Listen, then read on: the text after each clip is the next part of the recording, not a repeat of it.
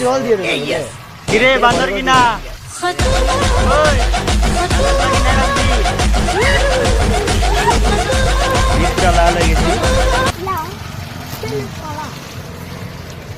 বড় একটা সাইনবোর্ড লেখা থাকবে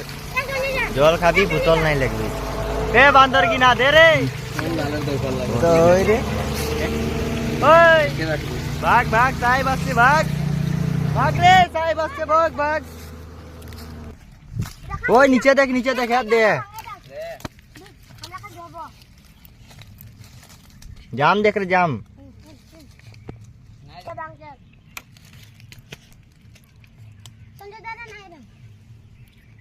দাদা